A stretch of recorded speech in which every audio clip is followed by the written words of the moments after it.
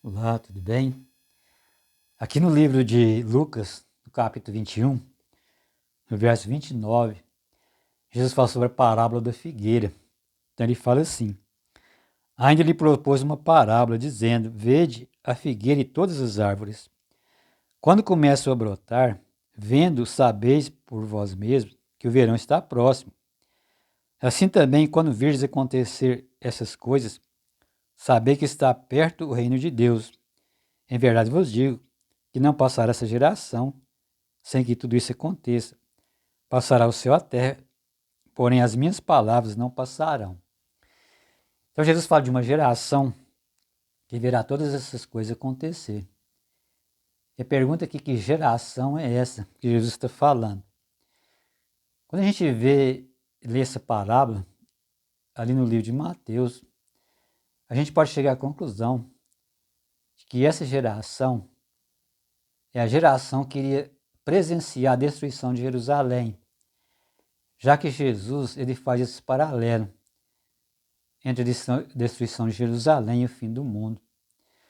Quando os discípulos perguntaram o que aconteceria, qual seria o sinal da sua vinda, então Jesus ele fala sobre a destruição de Jerusalém e também sobre o fim do mundo.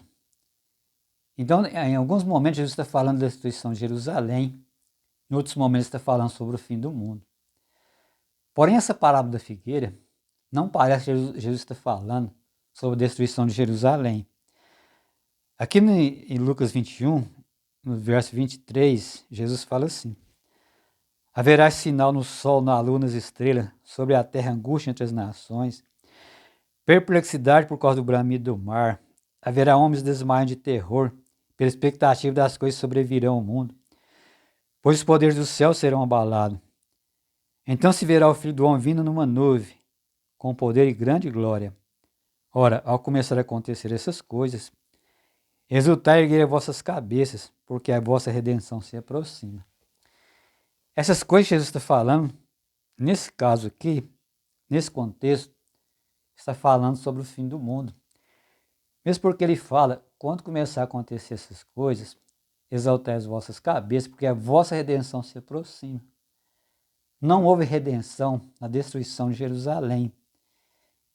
Então essa geração que Jesus fala, não parece ser a geração que ia presenciar a destruição de Jerusalém.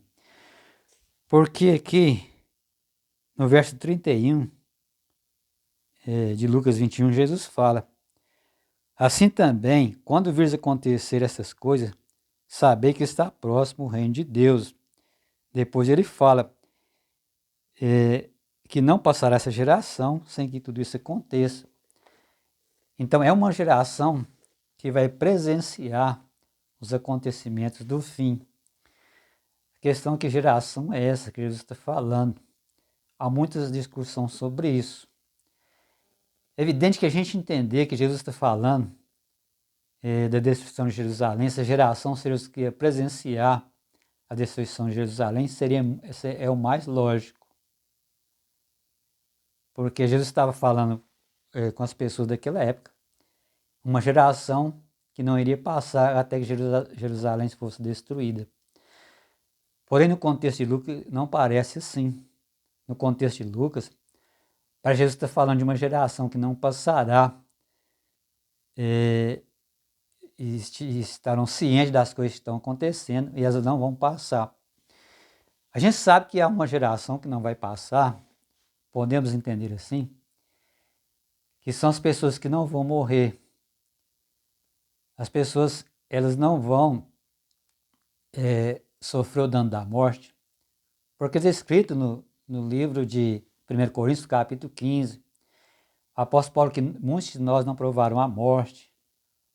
O apóstolo Paulo fala que essas pessoas serão transladadas para o céu, num abrir e fechar de olhos.